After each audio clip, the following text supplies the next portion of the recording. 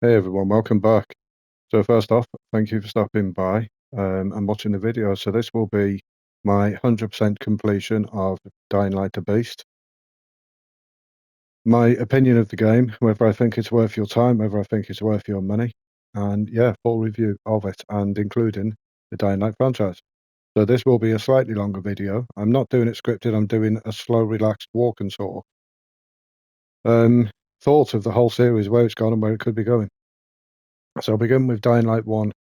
The story. So you begin as Carl Crane. Obviously, he's a mercenary and he's hired himself out to the GRE. So he's going into Haran to look for Solomon Rice.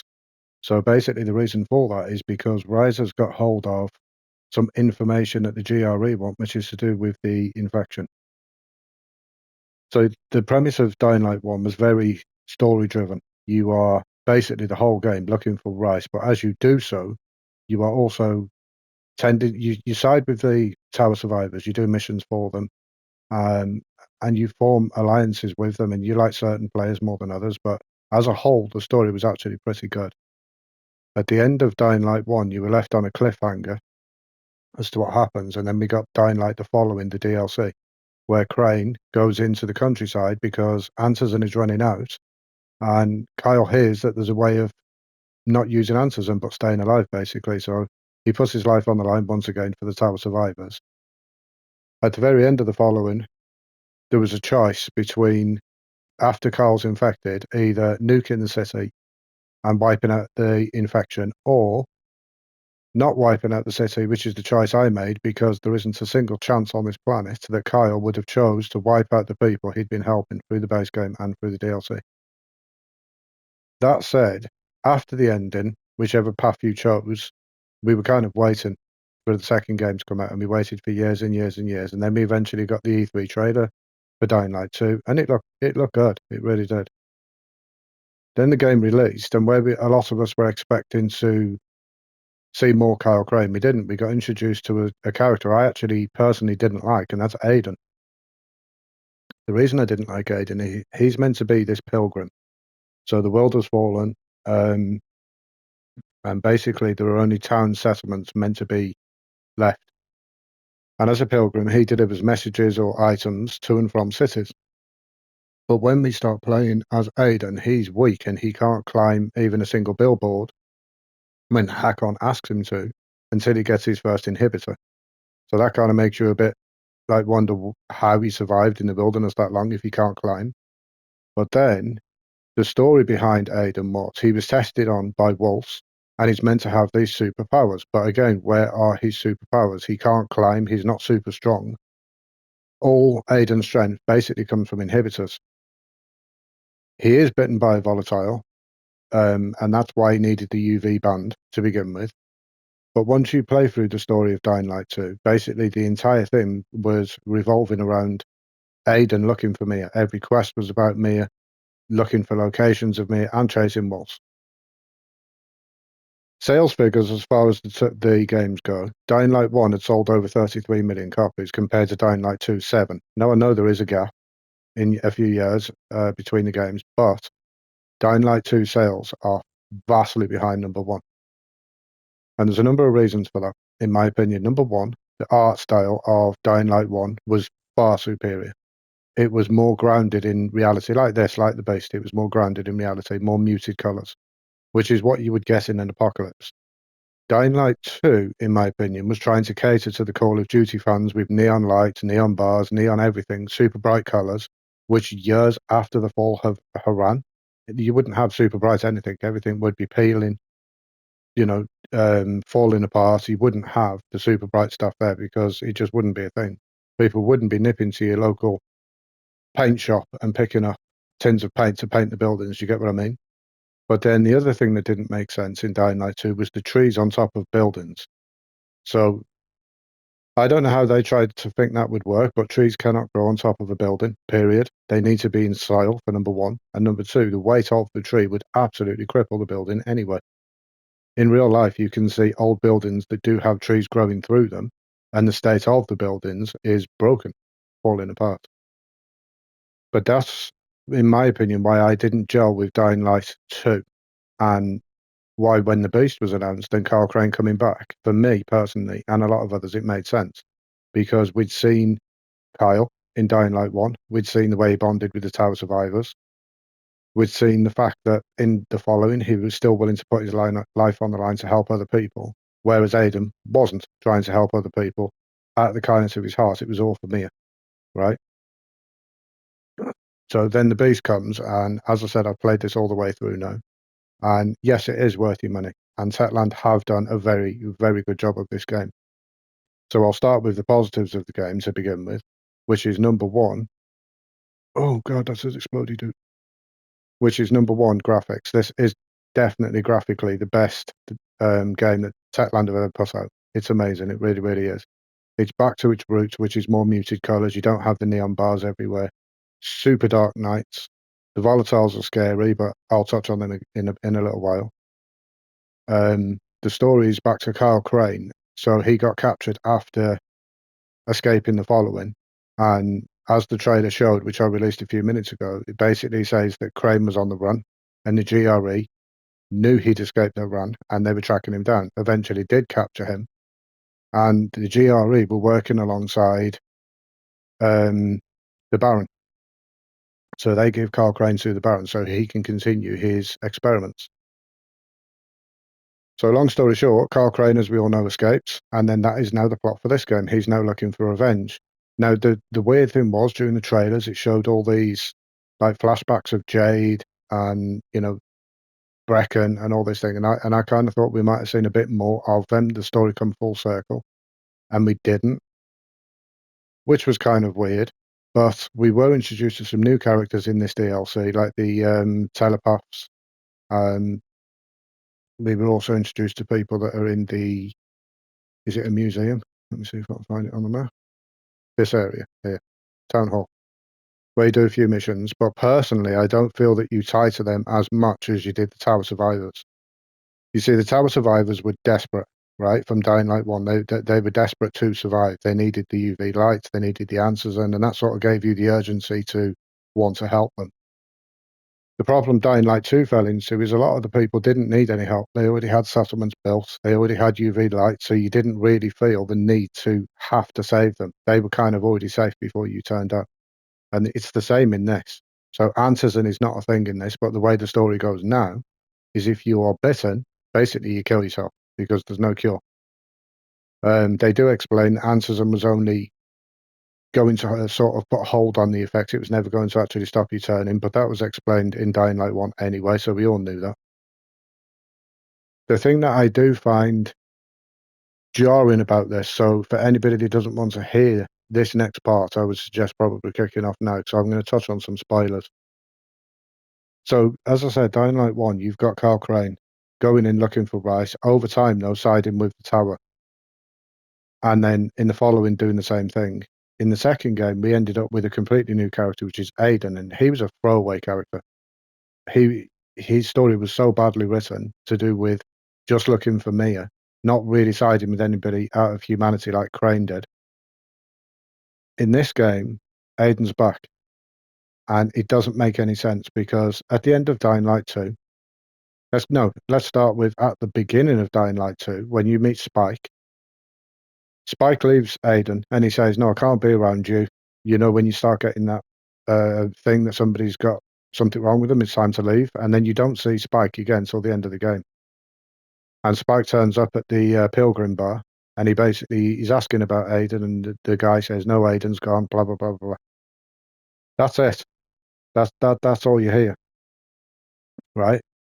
Then we come to this, and in the Beast, Aiden just suddenly turns up out of the blue. Apparently, he's met back up with Spike, even though there's not an explanation given as to how, where, or when. And they've decided they want to reach Crane, that Spike's found out that Crane is a captive of the GRE. So without UV bars and without inhibitors, Aiden manages to get all the way from Villador all the way to Sweden with Spike, who apparently Spike didn't want to be with him at the beginning of Dying Light 2, but now they've managed to get all the way across to Sweden. The problem therein is Aiden, that you see in the short clip, trying to rescue Crane, he gets captured and he's now what I said a long time ago. If you check my videos, I actually said that Aiden would be a chimera, and that's what he was. But they've jacked him up and buffed him up like he's the next Arnold Schwarzenegger, so now he doesn't even look like Aiden, which is even worse. But then it's really weird because as you're hunting the chimera in this game, Aiden ends up being one of the ones that you have to fight. And I did say that about 6-7 months ago before this game even released that would happen. But Crane kicks his butt, basically. He kicks Aiden's butt. Aiden then comes round because of the telepaths, and he explains that him and Spike had been looking for Crane for a long time, which again doesn't make sense because Aiden needed UV, Aiden needed inhibitors. So where did the survivability come from without them? The second part is that I want to touch on the ending of the beast, if you don't mind. So at the end of the beast, obviously, Crane kills the Baron. Aiden goes off to look after the telepaths. This whole premise of Aiden and Spike being best friends makes no sense because you only see Aiden with Spike for the first few minutes of Dying Light, and then you don't see them together again. And they do give narrative story of what they were doing, but you don't see it. So you don't get that mental connection of Spike and Aiden together. Whereas with Crane, you do in the first one. He meets up with Spike, gives him the car traps, all that sort of stuff. And throughout the game, you meet up with Spike a number of times. So that makes more sense. So at the very end of Dying Light the Beast, what you end up with is after Crane defeats the Baron, Aiden turns up at the side of him and with the telepath. And there's a lot of people speculating that in the next Dying Light, which won't be for another 4 or 5 years, but maybe there'll be dual protagonists. Now, from a story aspect, that won't work. And I'm going to say that straight out the back, that won't work for a game at all. Because what you've already got is a divided player base. Some that like Crane and some that like Aiden. The ones that like Aiden are primarily the ones that came into the Dying Light franchise on Dying Light 2. They never played Dying Light 1 at launch. They never understood the story behind it and whether they've actually gone back and played Dying Light 1 or not, because 2 is the game they came in on. That's their favourite. For original players of the game, then obviously it's Crane is the favourite. So if they're going to make a Dying Light 3 at any point, bearing in mind this was a DLC and it was meant to be a DLC, I would say you're going to have to either write dual stories where you can choose to play as Aiden from the start or as Crane. But Techland, do not make the mistake of making it where, like The Last of Us, say, for example, where you're playing as Ellie and then all of a sudden you get switched over and now you're playing as Abby, somebody you don't want to play. That decimated the player base. Don't do that to your fans. Honestly, don't do that. Either have it as one of the characters only or have it as a choice at the start of the game. Either you're going to play similar to a Resident Evil, right? Where you could play as Leon's story or you could choose to play as Claire's story. Maybe do that if you're going to do anything, but don't make it keep flicking between characters at all because that will just blow the heads off every single player. You're going to divide your player base even worse. The one thing I would say to Techland is you've got the coding and the foundation to Dying Light 3 already. You've got Haran. Now, yes, we know that the nuke didn't go off, and yes, we know Answers has run out, but not everybody in the tower was bitten. So you could still possibly have survivors. I mean, you've got survivors in Villador that weren't bitten, and they use UV. You've got survivors in this game that are not bitten and use UV. And the tower from Haran did have UV, so you could potentially have survivors. Now, being as at the very end of this game, you see the GRE turn up. That woman that was talking to you all the way through on the walkie-talkie turns up at the end of this. You could potentially have Dying Light go back to Haran and have a GRE base there or in their local area. I will say, as far as exploration of this game goes, when you look at the map, this is the full map and it is small. The loss of the map will have you backtracking because obviously it is a very small map. Now, I was surprised actually because I seen a fully uncovered map on YouTube somewhere, but it's not actually fully uncovered. So all this area that's dark is blocked. You can't get in it. There'll either be bushes, trees, or like tunnels that have collapsed, but in some way, shape, or form, you cannot access these areas, which is strange because there are things here you're meant to see. Like that's obviously a cave, there's a hotel there, Camp Crystal Lake there. There's another building here. I've got one part where I can see cars. Yeah, there's cars down here that clearly show on the map. But again, you can't get anywhere near this. There's actually as much, if you look at the map, I'd say probably half the map is blocked. And that's what makes this so small. So I don't know if that's cut content due to rushing the game out, or whether it's content that will release later on. That I'm not sure of, and I've not heard anybody talk about that. As far as secrets in the game go, there are secrets. There's not as many as they like to make out. Originally, they said all the game's full of secrets. It's all hand-catered, hand-tailored for the player, and it is. That part is true. It is definitely hand-tailored. Definitely a lot more than number 2, where you go in an empty building, and then there was nothing else for you to see. It was just empty. This does have stuff in it. But secrets? Yeah, no, I haven't really found a lot of secrets in the game, to be honest with you. There are certain nods back to other games and this game. Like if you bring your, see if I can do it. You watch up there, you can see that Crane's wearing Jade's necklace on his arm. There's another secret where you can find James from Silent Hill. There's a secret under one of these bridges where you can go into a door, and there's all volatiles camping like there was in the first one. There's all sorts of little nods, but secrets, I've not really found any. Weapons are on the map for everybody, right? So when you come to these towers or safe zones, once you unlock them, it actually tells you what is there. So there's not really any secrets because they're out in the open. The only secret as such that I did find, and again made a video for, was up here with Bob the Beaver. So you collect 6 sticks up and down this river, bring them back here, build the dam, and then once you sleep and come back the next day, Bob's Beaver, the cave is open. And again, I've showed that.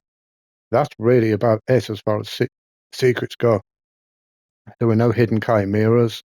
There are no extra hidden missions anywhere because, like I said, I've spent 2 or 3 days now literally just running around every edge of this map looking for something that I might be missing. I have found certain buttons that don't make sense, like in this building I'm stood by right here.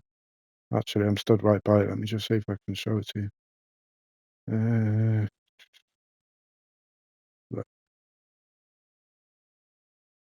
Let's go and find this. So yeah, like I said, oh, it didn't work. Mistakes were made. Yeah, there were certain, as I said, there were certain things that I found that, again, I don't know if it's cut content or it might be at a later date. I mean, I know Techland have worked on this game for 3 years, and generally about 5 years is what it takes to make a full game anyway. Well, generally, we do know this day and age that it can take up to 10 years, sometimes longer, to get a game, which is annoying because that's like, what, 1 game a generation? Anyway, let's just quickly get to this building, see if any of you can figure this out.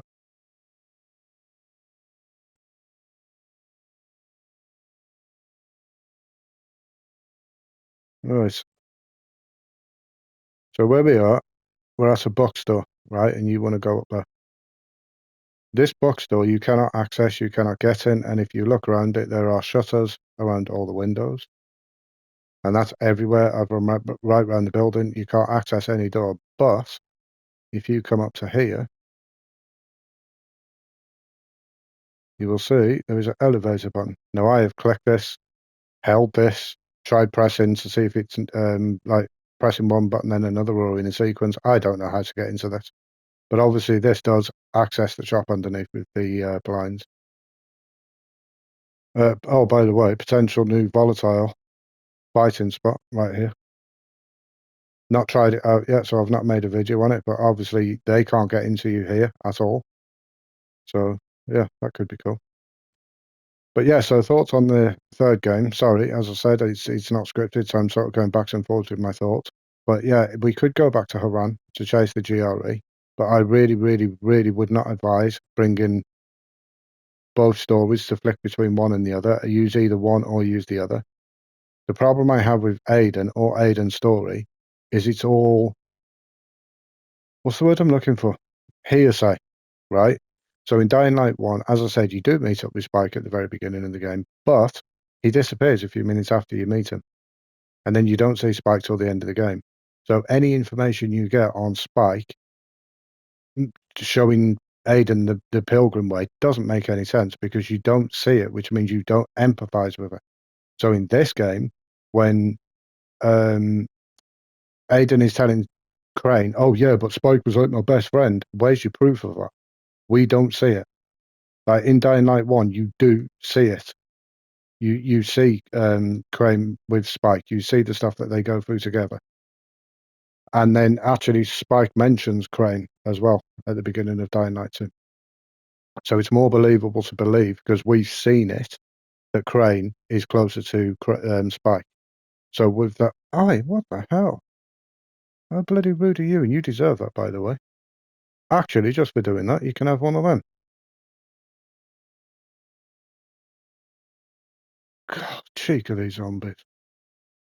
Anyway, yeah, so like I said, guys, yes, this game is definitely worth it. I was disappointed they brought Aiden back, to be honest, myself, because I never liked Aiden's character. Number one, he's meant to be this pilgrim who had absolutely no strength, no powers, no nothing. Even though Walter tested on him, he had nothing. And like I said, once he got bitten, he needed the UV bar from Hekon. And the only time that he sort of got these episodes were after he started taking the inhibitors. Now, I know a lot of people tried to say, no, it was because Waltz tested on him. No, it wasn't, because he'd have been having episodes before he took the inhibitors, and he didn't. In fact, the inhibitors state that you're going to have some random side effects, and that was obviously one of them. The thing with Crane, as we all know, is that he was the Night Hunter. As soon as he got turned by the sentient volatile, the mother, he turned into the Night Hunter, which was savage. So that said, guys, my opinion of Dying Light the Beast, is it worth the money? Yes. Yes, it is. It does have the colour palette of the first one, but it's took, I'd probably say, about 80% of the second one as well.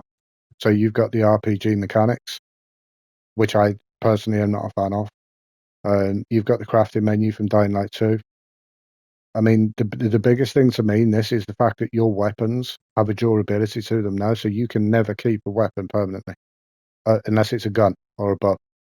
So while your melee weapons will eventually break, you can repair them a certain number of times depending on their color, but they will break and you will lose them, and you're going to have to either recraft them again or refine them. I hate that. I really don't like that at all. The other thing I don't like about the game is the ammo for the guns. So it is so unbelievably rare that the developers are kind of still pushing you to be a melee, which isn't really player choice. Do you know what I mean? Because some people like to use the weapons. But like, for example, there's a mission you go on where you're rescuing an ammo crate from the river or the canal, whatever it was. And you're on the promise of, oh yeah, but if you help us, we'll get you ammo at the end. So you do that, and you've got two choices. You can either, at part of that mission, some people will sign up, you can either choose them to give them a crate of ammo, in which case your reward at the end is 2 bullets back at the town hall. Or you can choose to fight them. They'll steal it and you've got to go after it, and then you've got to get it back. If you do that, you then get 4 bullets. But the amount of resource you've got to waste to kill them people is just not worth it. So yes, bullets are very, very rare. You can buy them at the 2 vendors in the game, but again, they're very expensive. Or I made a video a while ago where you can go into the castle, which is the one of the final missions in the game, and you can go back into the castle after completing the mission for extra ammo, which is free. So yeah, that's about it, guys. Like I said, Techland have done a good job. To me, myself, it is worth the money. Had it just been a rinse and repeat of Dying Light 2, as in trees on buildings, super bright colours everywhere, neon bars all over your screen, then I would have probably hated this, to be honest with you. But it isn't. This is more, it's not Dying Light 1, but it's as close to Dying Light 1 for the Dying Light 1 fans as we're ever going to get, in my opinion. I do wish Techland well as far as sales go, because obviously the sales will drive the next game and how soon we actually get the next game. The only thing that I would ask Techland to do is, if this is cut content on this map, right, these areas, please find a way of unlocking them, because once you've beat this main game, there isn't anything to do. And I mean that wholeheartedly. There's no new game plus. And there isn't anything to do. Once you've done the side quests and the missions, there's nothing other than just running around and farming zombies and having fun. And that's great. But if you want to keep your player base like you did in the first game, then you need to add a reason for them to stay, right? because you've packaged this yourself as a standalone game, not a DLC. So if this is a standalone game, then surely it can have a DLC of its own, right? Surely you can open up some of these areas. Anything just to keep the player base here. But that said, guys, that is my thoughts. I like to do these reviews unscripted because I like to talk from the heart and my actual personal feelings of the games, the game franchise, the direction that it's took. The final thing I'll say is I know a lot of people have had issues with the game, and I think that's primarily PC players. Myself, as somebody who plays on PS5 Pro, I've not had any issues with this game whatsoever. No, actually, it's a lie. There was one. There was one where I was doing a mission for the town hall. It was going to get blown up, and you had to go underneath it and disarm the bombs. That actually bugged out. I had to log out of the game and log in, but that was just one. I've not had any graphical bugs or anything else playing up other than just that one time. So that's it, guys. Thank you very, very much for watching. I'm going to end the video by going in to check on Bobber the Beaver and see if he's still there and if he's still being a butthead. Because the guy that we watched in the trailers is not very chill. I think this is the entrance here.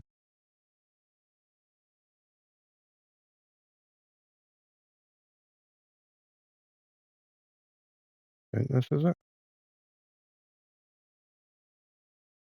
Come on, Crane, get your head up, mate. Yeah, this is it. Let's check on him. I didn't hit him. I wanted to see if he'd turn nice. No, he's still there, and he's still nasty. Dude, what are you doing? Move. But this is in the trailers where Techland were releasing all the footage and they were showing Bobber the Beaver in his little workshop. This is it. Pretty cool, right? But I did think actually that if I left him alone that he might change. But if you do the X-ray thing, you can see there's a dude actually in that. So obviously it's the dead dude. Stop hitting me, Bobber. One thing I will say about this area real quick, by the way, it's got UV in it, right? You can very clearly see the UV lights and they don't bother him. But if I shine a UV on him, he doesn't like that. How bizarre is that?